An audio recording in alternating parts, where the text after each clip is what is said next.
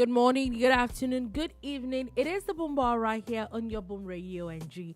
My name is Dolupo, and I bid you a warm welcome to the bar this beautiful Tuesday afternoon from the city of Lagos State. Now we're going to be talking about quite a number of things. If you're just joining us for the very first time, this is a bar where we give you everything about sports, politics, news, entertainment, and everything else in between. And today is not going to be anything different. Now we're going to be talking about quite a number of things this very interesting afternoon. It's quite there's talks of President Tinubu's a bit of his policies here and there. Is in Tokyo for people that are wondering if the president is in Tokyo. Yes, he's in Tokyo as we speak already. He was in Dubai, and then there was the conversation of him moving to Tokyo and then Japan. So is in Tokyo already. He's having meetings. I think he already did a commissioning as well. We're going to be looking at those things briefly. Also, we're going to be talking about there are quite a number of controversies we're going to be talking about today. A bit of reminders, politics, and maybe one or two things, and a bit of sports as well. So sit back, relax, and enjoy the show today. Again, I say my name is Dolupo. Welcome to the show, and with me in the studio today is Sola Rogers. Good morning, good afternoon, good evening.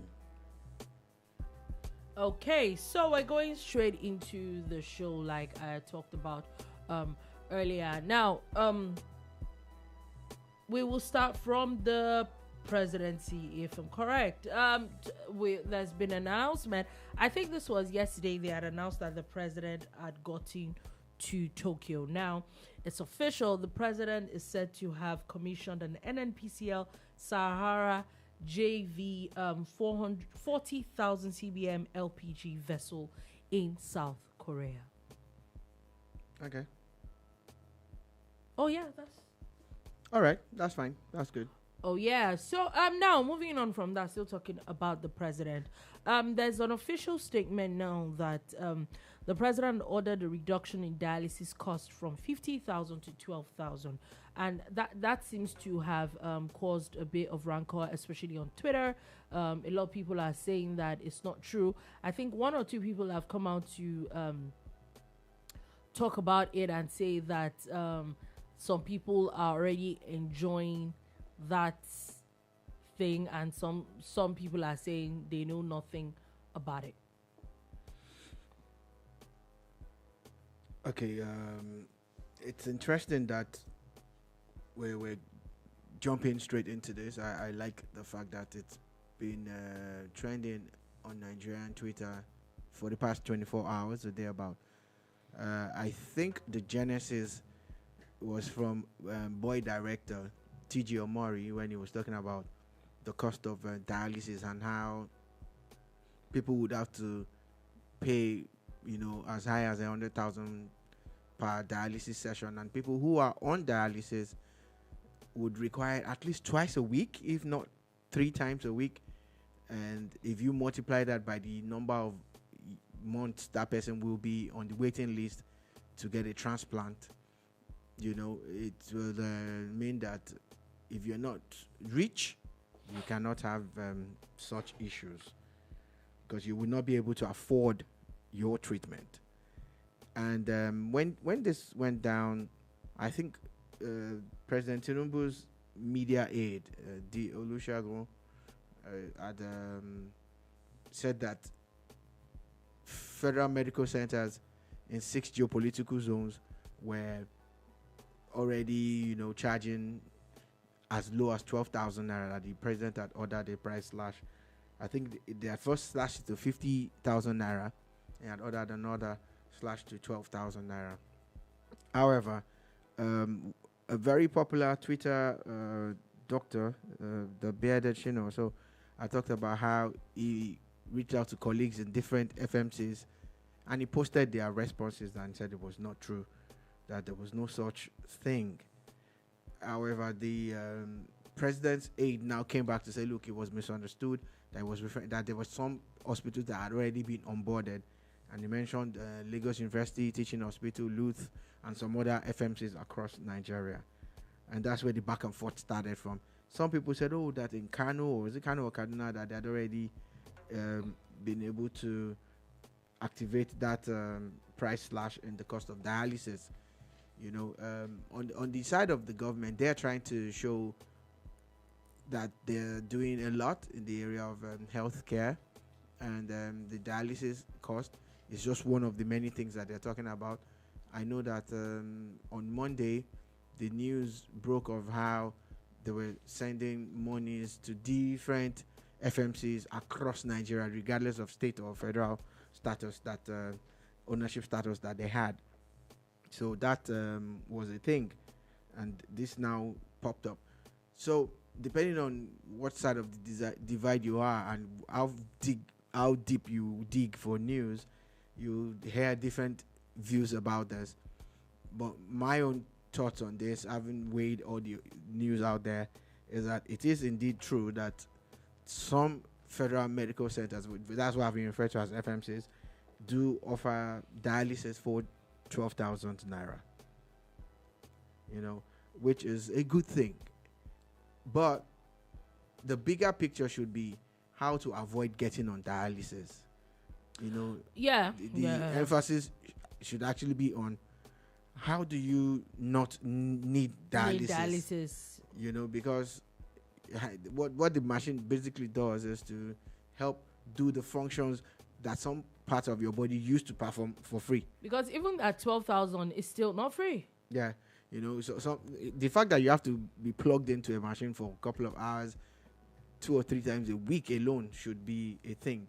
You know, so the focus should be on healthy living more as against healthcare in the area of dialysis. That's what I would want to actually put out, that look, rather than try to find out if it's indeed. But for the people who are already there, we wish them the best and hope that they actually get the care that they require, and which is something that is meant to be more affordable. Yeah, I also think that we really need to, because I think I saw tweets and a lot of people coming out to say, and I think that there's one thing that we do at the bar here. When something is good, say it's good. If it's not, I've come to realize that a lot of Nigerians, especially in social media, just don't want to hear good news about the government.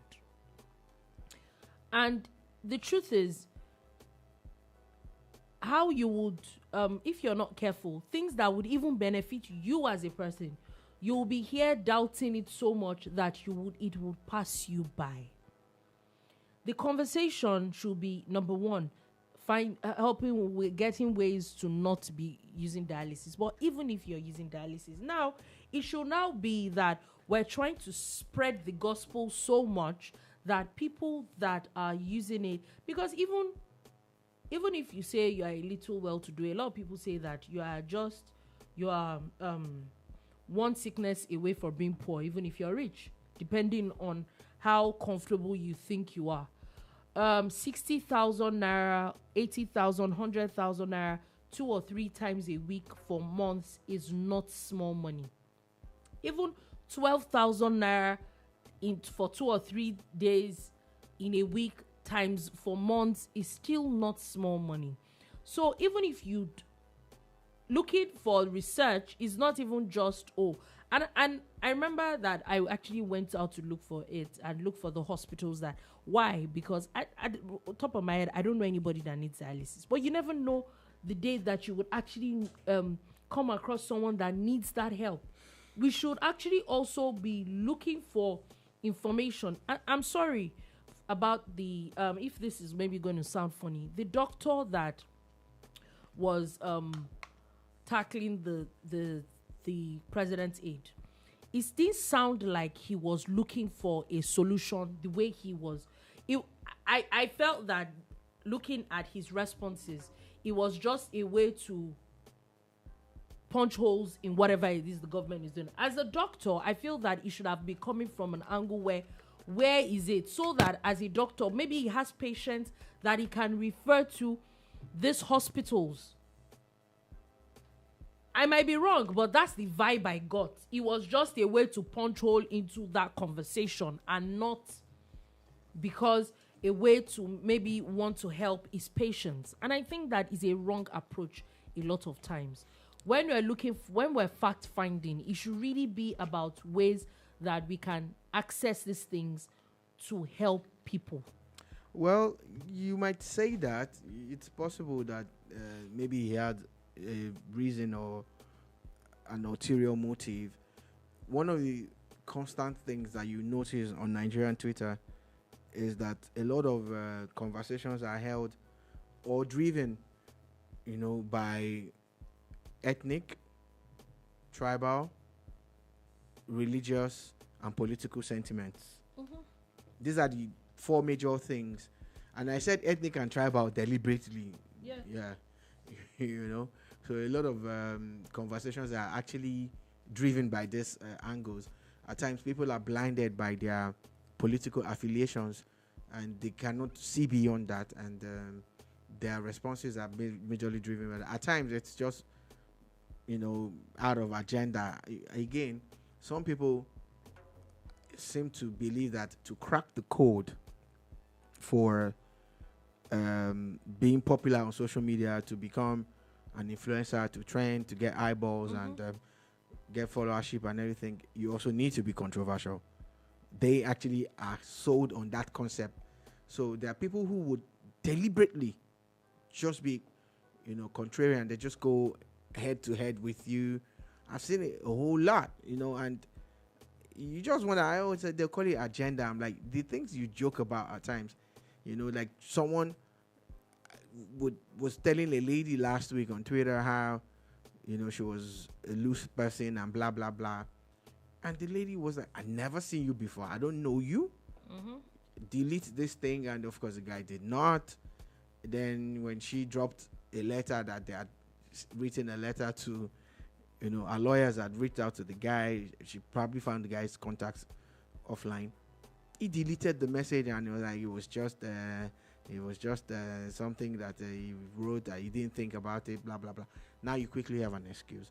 So a lot of times, some of these responses are, basically driven by some of this funny sentiments. So again, please be careful with the way you consume information, and you must actually learn to actually sieve through now and decipher. Or we'll just keep listening to us because we try to keep it balanced. We look at things from different perspectives. Alrighty, now let's move on from that. And now there's a conversation about a lot of, would I say, breakdown in the Revenue Mobilization Allocation Fiscal Commission. I think the DG made it was a press briefing yesterday, and it seems like a lot of people are going on about it. And what's the conversation? The first conversation is that he was talking about how the sharing formula of the FAAC has to be changed. He said, number one, from the new laws that have been signed, and also looking at the rearrangement of things that have happened in the National Assembly, that there are things, take for example, there are things that used to be on the executive list, and executive list means that it's funded by the federal government, and the things that are now on the concurrent list, which are funded by the state government. And it says some of these things have moved, and for that reason, the sharing formula also needs to move. Some things have moved to the state. Some things have also moved to the local governments as well. So that the sharing formula, basically kind of like the money that the federal government is getting, might actually get reduced because of that. It was talking about the according to the current division that happens every month, the federal government gets 52.6% of the allocation, state governments get 26.7%, and local governments get 20.6%. All right, that's a good thing to do. One of the biggest issues I've had in this country for years is how laws become outdated. Edicts and laws and everything, they just become outdated because events at times tend to overtake them and nobody's upgrading or updating them, and then we're stuck in that particular zone for like ever. So if they are saying this based on the new sharing formulas and the more allocations that are going now to the subnationals, then it's a welcome development. Okay, another side to the press briefing that he had yesterday is that looks like there's going to be an upward review of salary of political officers or political office holders. Now, according to him, I think that one of the other conversations that people have been having is that a lot more people teach basically civil servants, security agencies and all that. They also need an upward review. However, the first thing in my head was like, there was a current upward review. What they're now saying is that it is not their job for them to get an upward review of civil servants or whatever it is. The only things that they are meant to do is an upward review of political officers like the presidency, the Senate, and I think governors and all that. And according to them, they're saying that the president, I think officially, and I think minus allowances, we all know where those allowances, I don't think they have a business with those things. They're saying that a president's salary is about 1.5 million. That a minister is supposed to earn less than $1 million naira. And the last time this was looked into was 2008. Okay. I really feel that it is the real issue that should be on the front burner now, because the way most of the media houses have couched the story, the way they presented it, is about this body saying that they need to increase the salaries of politicians. Mm-hmm. And my first response is a massive no. Do you understand? Mm-hmm. Yeah, I talk about things being outdated. No, politician salaries are not outdated. In fact, if they can reduce it further, it will be a fantastic thing. It will be you offering to serve your country. You just get some kind of honorarium, not a salary, but of course they're getting salary, so that's fine. And there are bonuses and other perks that come with their offices. Some of them get to fly private jets from one end to the other. Their families also do the same. They get free housing, free food, and a whole lot of stuff. So at times they don't even need that salary. Some of them don't. A lot of them don't. So, but I'm not saying that they shouldn't get paid. I'm just saying that I think it would be the dumbest thing that any government can endorse now is an increment in the salary of politicians. Mm-hmm. It will be the dumbest thing ever. However, people in the civil service, and especially the military and paramilitary, I will say 100%, please do something about their salaries. Especially the military and paramilitary, because these guys are doing a lot for us. Yeah, I'll say the security agencies. Would I say the civil servants? The truth is, whether we like it or not, they just got a major salary increase a few months ago. I'm just saying that the other credit schemes and other things that the government is doing, the welfare package, you can do more of that, because hopefully that would reduce the tendency effect, the tendency to want to steal money. Anyway, so we'll definitely see what the conversation from that goes. Also, the federal government has announced that they're sharing 75,000 naira to 2.2 million Nigerian households.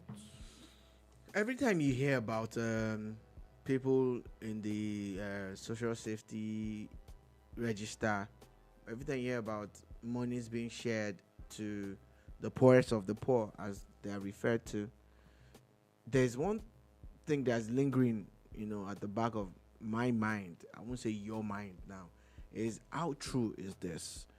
So maybe because you don't fall into that category and you don't know anybody that does remotely or otherwise that falls into that category, so you start to doubt the veracity of some of these claims under Buhari's government, even with the support of the international bodies and all the things that they, a lot of us still felt like, are you sure these people are getting this money and all of that?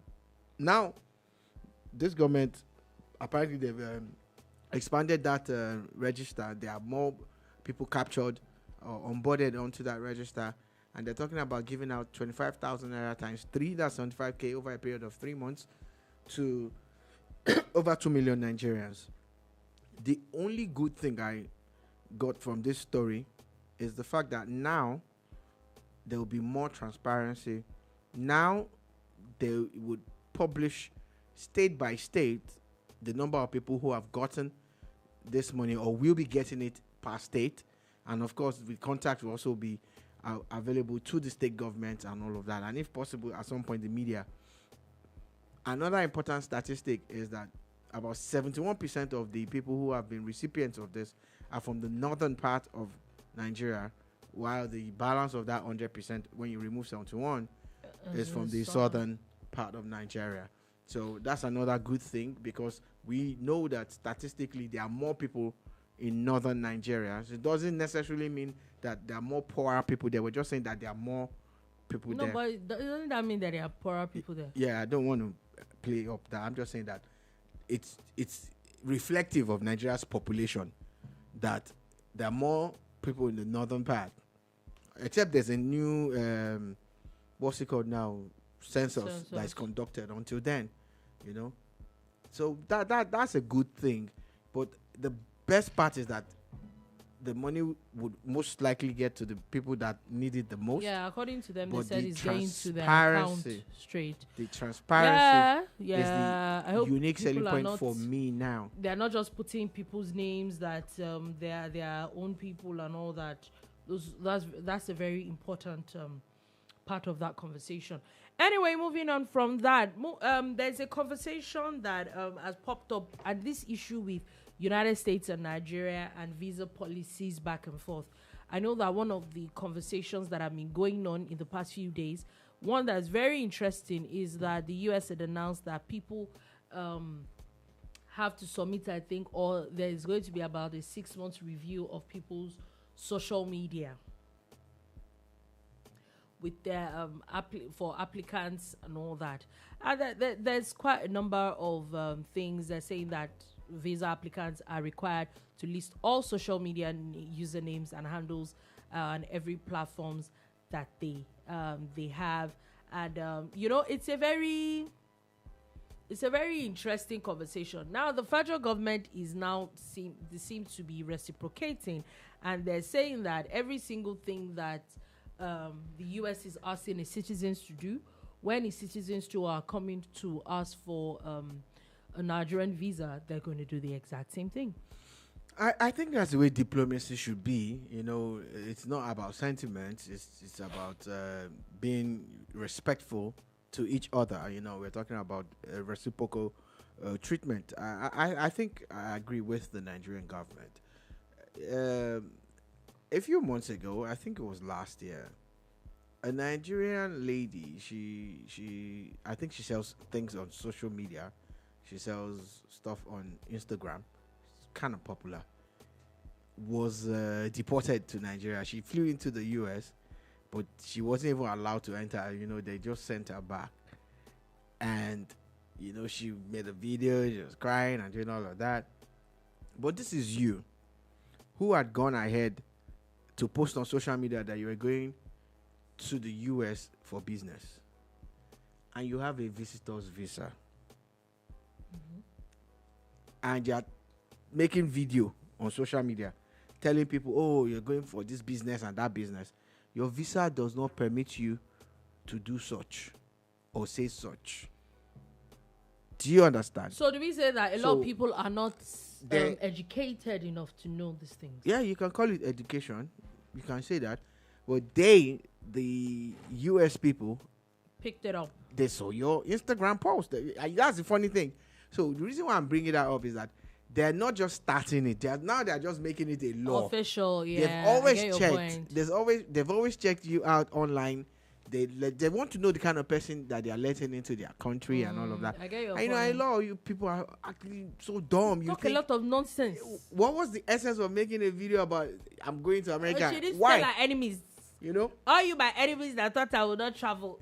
Why you not even enter the US first before you started the Yeah, the village video? people. Now the village people finally followed you. You know, so a lot of people, again, there are a lot of sentiments that people have tweeted or put out on Facebook, Instagram, TikTok, and everything. They are going to check. Yeah.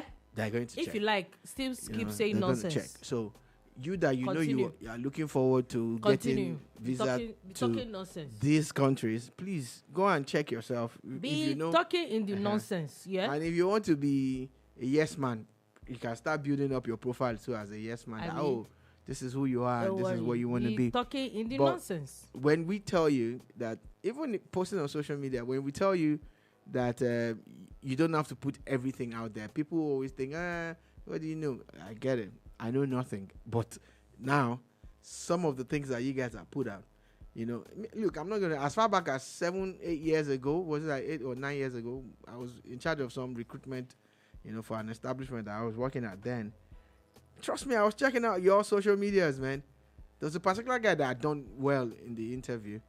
And when I checked the social media more, I'm like, this one wants to come and burn down the whole station, you know, because again, he came across as someone that was extremely uneducated in matters of governance, you know. It's one thing to understand politics, it's another thing to understand governance. Yeah. You know. Then you now start saying all sorts of I beg. nonsense. I beg. It's So, very interesting though. I'm just using that opportunity to just tell people, you know, Have that sense. know what you're putting out on social media.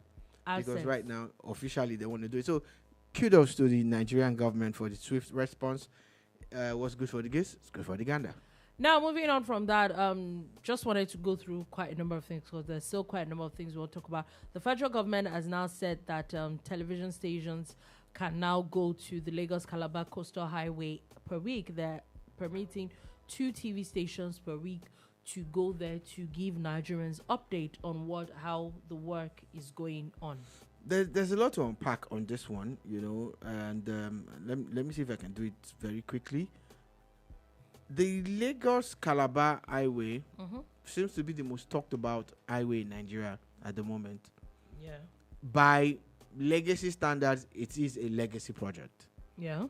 And if you are talking that this 700 and something kilometer road is a legacy project, what is the Sokoto Badagry road that is like 1,000 and something kilometers? Yeah. That's a bigger project. You get.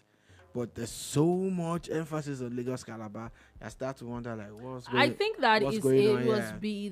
the controversy around the bringing down of buildings and all that. I think that's what made this a little bit more All right. popular. Now, that's one of the things that I wanted to talk about because, you know, the Sokoto Badagry, and it's ongoing. So, again, a few years ago, one of the major campaign points in Nigeria was the plan by every presidential candidate to build the second Niger Bridge. Yep. The first Niger Bridge is a very old bridge that links the eastern part of Nigeria to the rest of Nigeria, majorly the southwestern part. You get through Asaba, through Delta State. Now the thing about it is that bridge is across River Niger, and for some reason, for decades, nobody was able to do it until Buhari's government came. And when Buhari's government started it, too many people said it was a lie. They said it was lying. So Julius Berger were forced to actually install, they had to build a website and install a camera. Yeah, that you can actually see the work that is ongoing. To show the progress of the work. You know, this is how funny we are as a people, because I'm like, if they say they are building a bridge, they're building a bridge. Do you understand? But people are like, it's a lie. Even when the bridge was constructed, there was another story entirely. How it was not the one that started it. Oh my God, really? There really, is a really? bridge that wasn't there before. At least the people that live in that access now have a better way of going around end to end to conduct their businesses and do a whole lot of stuff. So we're here at a point where there have been a lot of controversies. Oh, they did 41 kilometers. It's a lie. It's 21 kilometers. They skipped 10 kilometers and blah, blah, blah. So now the government is pressed to prove to people that they're actually working. I like the angle of the minister saying things like how people need to understand what has gone into it and what is going into it in places where, for as much as like almost 10 kilometers, they need to excavate the poor soil there and now load it with rocks and do stone base and different levels to show you the surface. Another thing that I like is that the project managers have been told to keep proper records, so for accountability purposes, which is also good because there have been too many allegations about the cost of this road. And people, there's a thing that we do quickly in Nigeria, especially people who are supposed to be in opposition. The instant you hear a project is 420 billion naira, you look and say, 420 billion. It's just 41 kilometers now. In Cote d'Ivoire, they did a road for 600 kilometers. It was 21 billion. It wasn't as high as 400. Okay, it's not the same. The cost of cement in Nigeria is not the same with Cote d'Ivoire. The soil, the topography, the process, everything, the cost of building Lagos Ibadan will not be the same cost of building Ikorodu Ekpe Road. Do you understand? You might find roads that are of the same length as Lagos Ibadan and the cost won't be the same. Same thing. So a lot of things, at times we just need to get information, have an open mind about things. But now government is now forced to say every week we'll take at least 2 media houses to site to show them where we are. And again, when they say site, people still assume it's just the Lagos end. This work is going on in at least 3 different places as we speak. So kudos to the government again. I think it's a level of transparency that makes sense on that part. Now, moving on from that, NEMA has confirmed that 25 people are rescued. Another 25 are still missing. They're fed dead in the Sokoto boat crash. There was a boat issue that happened there. So just wanted to put that out there. Now, let's do a bit of security conversation. There was, I think there are quite a number of arrests that have been happening in the past couple of days. First, there was the announcement of the Ansaru leaders that were captured.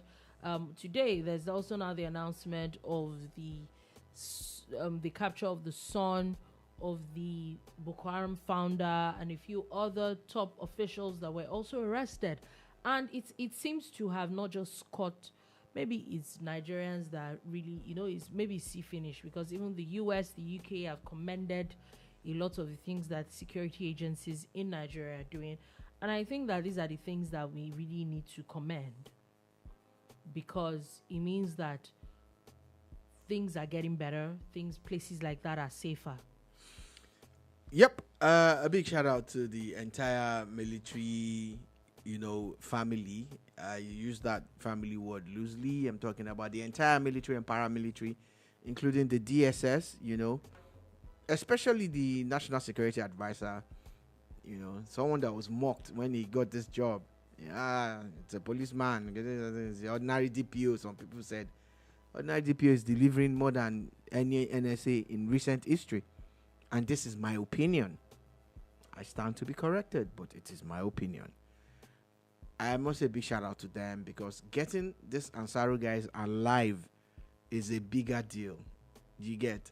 At times you just hear there are some other notorious criminals that you hear, they've been killed. Then you hear that they're alive. Then you hear they've been killed. Then you hear that they're alive again. You're like, okay, what's going on here? Actually, the beauty of this is that these guys, number 1 and 2, the Amir and the deputy Amir, were arrested alive. It's a big deal.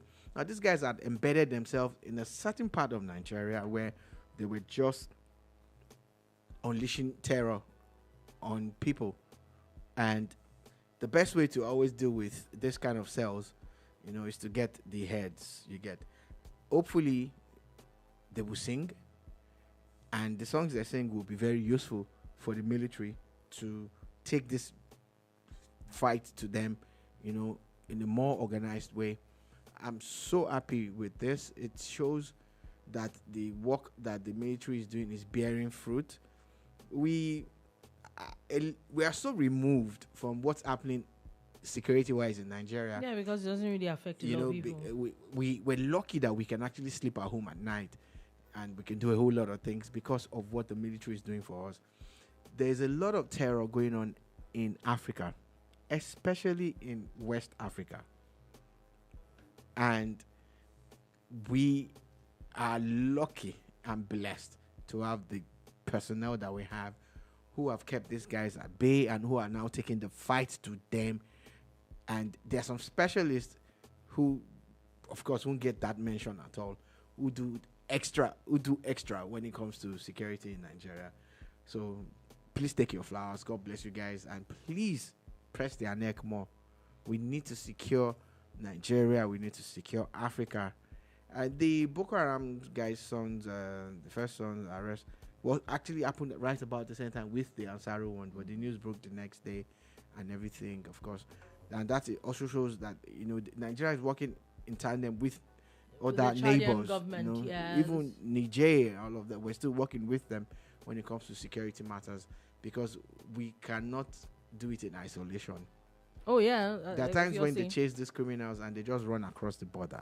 Yeah, so moving on from that quickly, NAPTIP has also now announced that the National Agency for Prohibition of Trafficking in Persons has announced that about 25 Saudi Arabia-bound victims were rescued in Abuja, where they were waiting for the trafficker to be on their way. They said these people were basically supposed to be victims of labor exploitation, and after there was a issue, and there was an investigation into a popular travel agency. So apparently that's what the travel agency kind of does on the down low. And they're saying these women were aged from 17 to as old as 43. Yeah, we all know what they're most likely being taken abroad for, especially to a country where, if you get caught for doing some of these things, it could cost you literally a arm and a leg. Literally. Shout out to NAPTIP, and I hope that people realize that these agencies cannot function on their own. They need information, they need whistleblowers and tips to help them save a lot of people. The sad part is that most of these women, and even some men that get sold into slavery, modern day slavery, they usually don't recover. They usually don't survive it. The people who are taking them there hold them in captive forever. They hardly ever let them go. And if you close your eyes for a minute and think of how gruesome a life it would be to be working, the kind of job you don't even want to do, that you are now doing it and you're not getting paid because the money is going to the pockets of some evil people. It's a sad one. So shout out to NAPTIP for coming through. Okay, now let's move on from that. Still talking a bit of security, but this one now is politics, and this I'm going to dovetail into the elections, the by-elections that happened over the weekend. So first, the police have announced in Kano that they had arrested about 333 suspects that were involved in abduction and vote buying in just one state.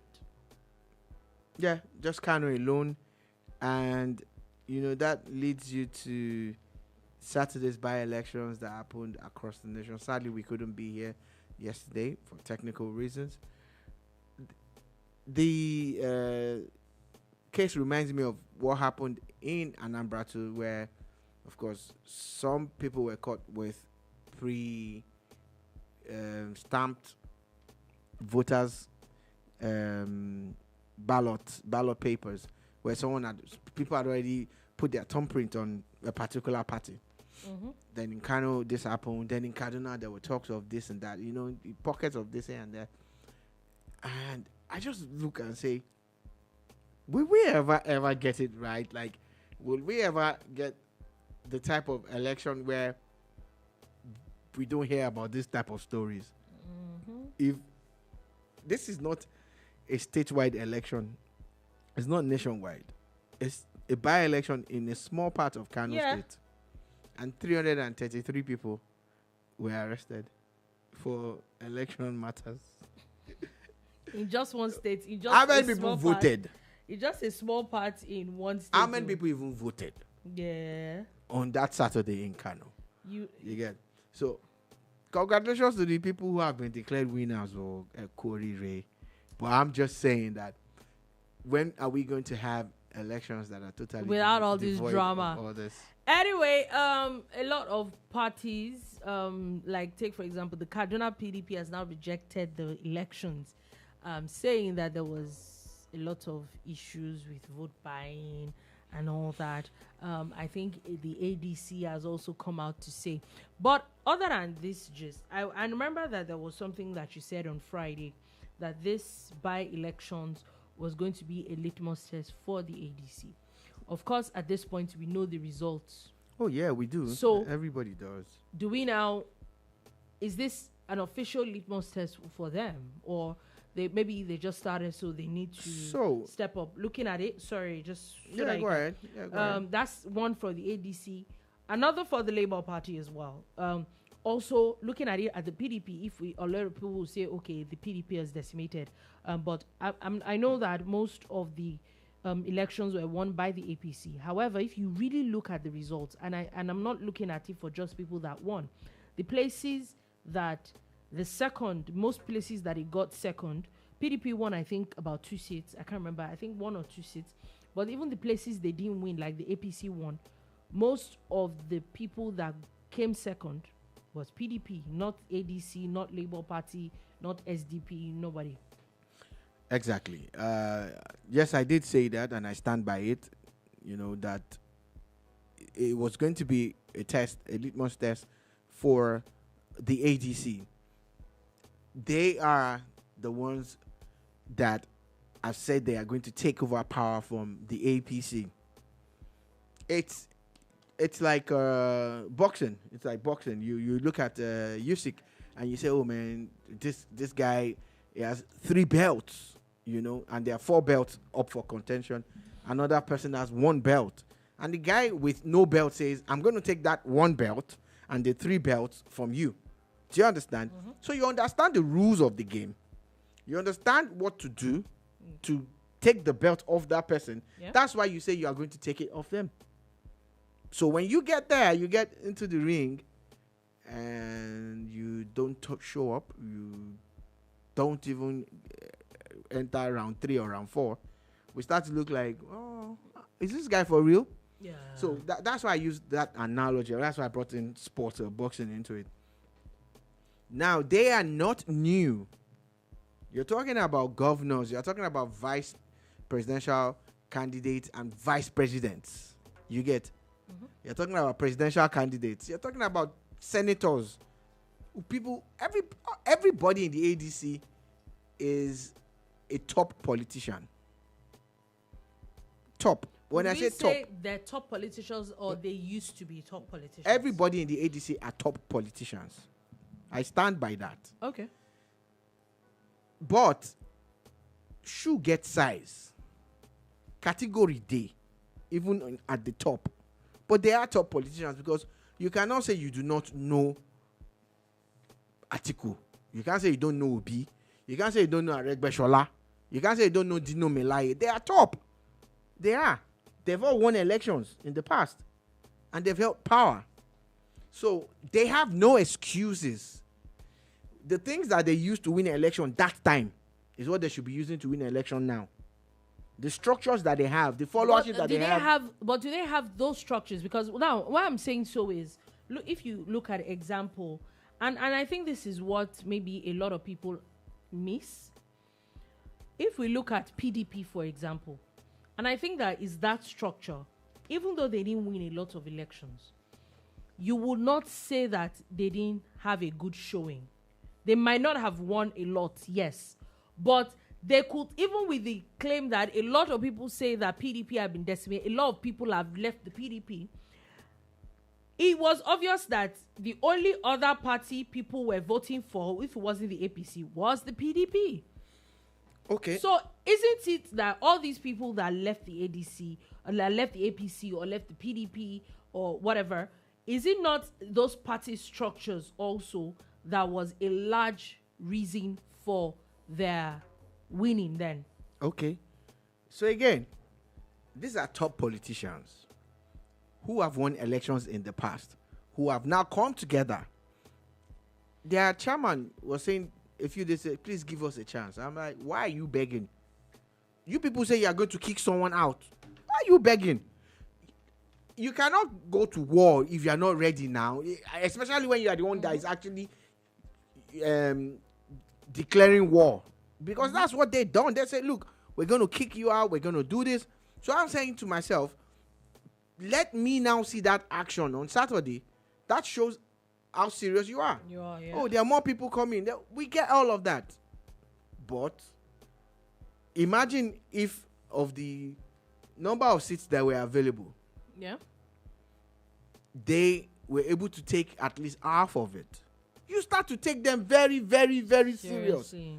That are you playing that in Adamawa, they were able to pick a seat there, that even in Peter Obi's village where there was an opening, that they were able to win, you know, that in Atiku's in states as well. El Rufai's backyard, they were able to win.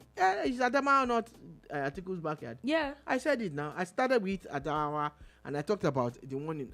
The funny thing is, it was as if the elections were crafted as a test.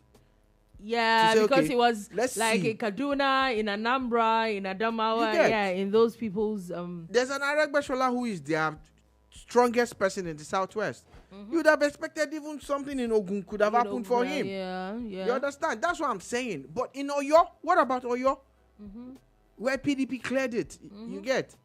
So at the end of the day, you look and you say, are they just people that are over the hill, and people are just been telling them that you guys are former this, former that, and that's who you are? Or like they are saying that after all, the first by-election that the APC contested in, they did not win. But it was not as much as this. It was just one election. Do you understand? This one, we're talking about the chance of you to have gotten about 14 to 16 seats. Do you understand? At federal and even at state level. I don't get it. You know, so for me, the jury is still out on the ADC. I think they faced a tough. But this could actually a tough also be group. a good thing. They faced So a that they tough, know they where faced a they tough really- group, and they failed. You know that in Kaduna you would have expected, honestly, because El Rufai was there for 8 years. So you'd be like, you know what? And he's the one that has been the But if we go most by vocal. the antecedents of the last election, him as a sitting governor, they almost they didn't win the presidential election in Kaduna. Are you saying he didn't know this before he came out to say that? So he that's was what going I'm to win saying. an So election? whatever it is that he's doing, it means that it didn't work even when he had power. That's exactly my point too. That is my point. That is Anyway. the point that I'm making. That if I say to someone, I'm going to beat you black and blue, and I get your I point. can't do it, then I start to question, you know, anything you say, anything you say. Anything you say. Anyway, moving on from that, let's go on.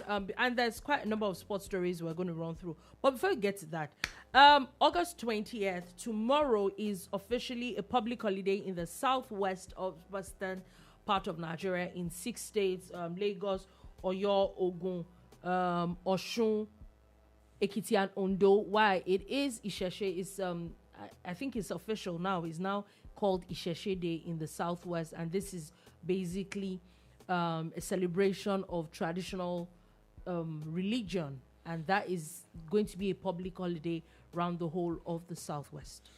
Yeah. A few years ago, this was not possible. It was brewing, but it had not gotten to this stage. But I must say a big shout out to the governors of the Southwest for realizing and recognizing the fact that culture and tradition also deserves It's a big part place. of the southwest. We are all sold on Christianity and Islam and Krishna and every other thing that we practice in Nigeria, but the indigenous traditions and the religion have been, pushed to the background. They've been relegated for too long. And if we say we are a secular state, that Nigeria is a secular state, there's a large chunk of people who practice Isese. Yeah, and so they should be given their own chance as well. This is their own chance too. In fact, I think the next push now is to make sure that there are 2 days of Isese Day to allow people travel to whatever place they are going and return. Because if you notice, the Christians and the Muslims also have a couple of days. Yes. A couple actually. Yeah. A couple of days. Anyway, moving on from that, but before we go, like I said, before we go to sports, there looks like there is a fight. And I think that this fight had been a subtle fight from the minute there was a new Alaafin of Oyo. And this is between the Alaafin of Oyo and the Oni of Ife.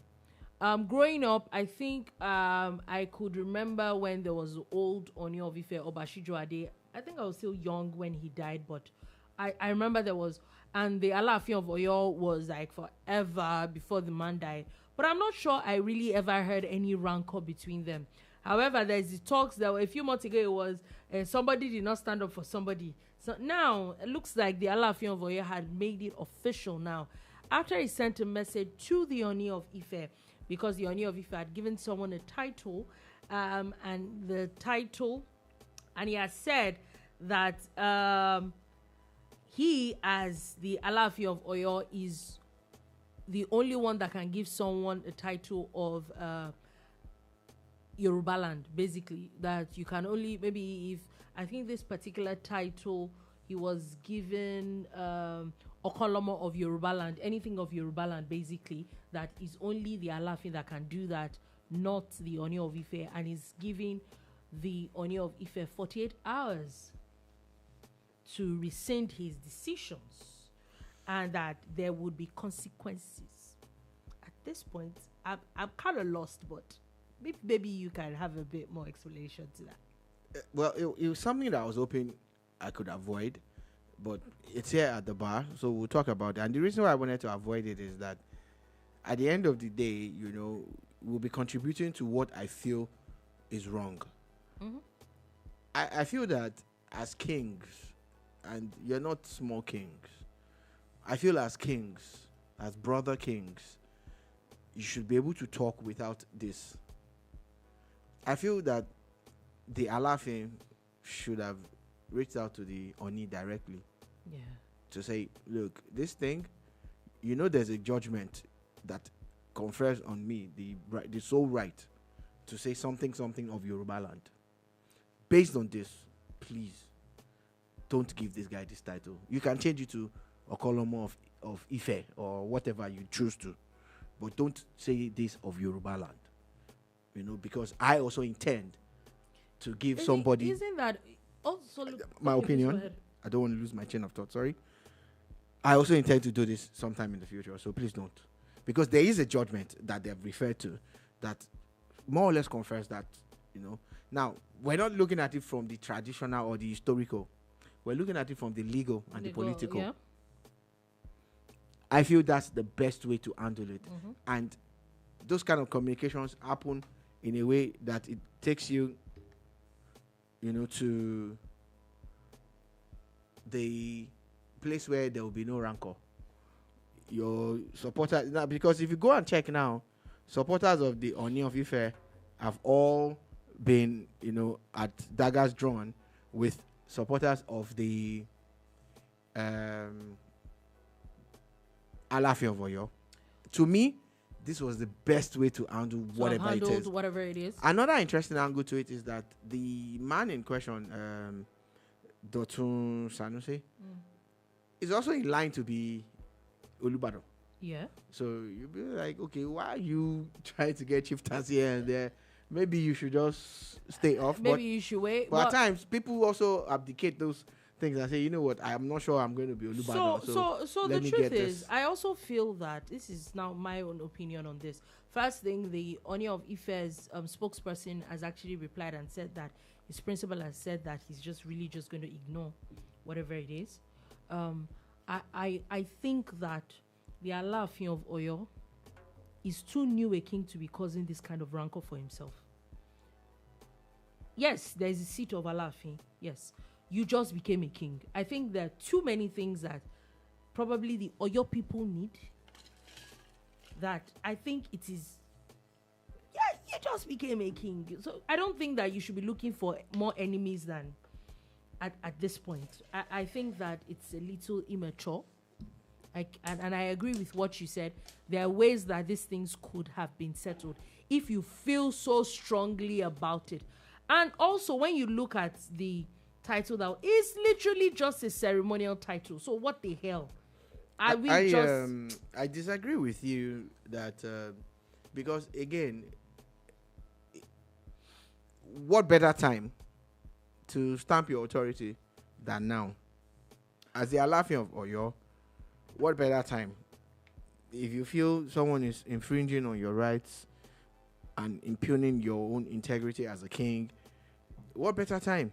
You understand? I'm just saying the mode should have been more, respectful. They should have spoken to themselves as kings, and said, you know what, okay, that's all right. Let's do that. But press statements and ultimatums. Yes. Okay, what's going to happen? Yeah. What's going to happen? Are you going to go and beat him in his house? Maybe there's another Kiriji war or something. Now we're going to or you're going to invade Ife. Do you understand? What's going to happen? You will go to court. You see now. It's just go to court over what? It's like two kids. I tell my mommy I tell my dad, daddy. Maybe the governors even need to stop this. There are ways to have done this. I think it could have been do better. Anyway, but we'll wait for that. From that. 48 hour there are quite a number of things that I think that there's a lot of conversations that we're supposed to have that I think that might take a lot of time. We don't have time for. So we'll have those conversations tomorrow, like the paternity crisis or the paternity conversation that a particular report has talked about. We'll talk about that tomorrow. There's a conversation in Ethiopia and about honorary doctorate degrees. Interesting how we had this conversation off camera yesterday, and basically it's literally happening today. But I think that's going to take a lot of time, so we're just going to have those conversations tomorrow. Anyway, AfroBasket 2025, the D Tigers are now officially on to the quarterfinals with Senegal. Keep in mind, Senegal beats South Sudan. South Sudan is fantastic in football. In basketball. Yeah, it's going to be a tough one. Very tough. I think it's going to be, but Senegal also lost a game, last week during the qualifying stages. So in the group stages, sorry. So hey, here we go. Yeah, we go. Anyway, also Super Eagles camp is going to open in September as the FIFA World Cup qualifiers is back. Now, before we go, the review Premier League match week 1 ended yesterday officially, and your take on the results after 1 week, after one game. I think all the hype that you get about the Premier League is actually worth it. You see good football, you see goals, you see a whole lot of stuff you get. And again, they still need to work on their officiating. There's a whole lot of mistakes that are being made. I hope they are mistakes. I hope they are not deliberate. Yeah, but look, Man City, Imperial as ever. Mo Salah, what a guy, what a player. Some of the new guys that have come into these different clubs are already showing the reasons why they were bought for big money. Basically, I think they had a very good week 1. That was a very good week 1. Anyway, so we'll definitely be looking forward to that. I think next week the NPFL is actually starting next week too. So we definitely will have updates on that when the EPFL also begins. So on that note, that is all we take today on The Bar. Thank you for listening. Thank you so much for watching. We'll be back again tomorrow at 3 p.m. West African time to give you another wonderful edition of The Boomba. Do have a beautiful, beautiful day ahead.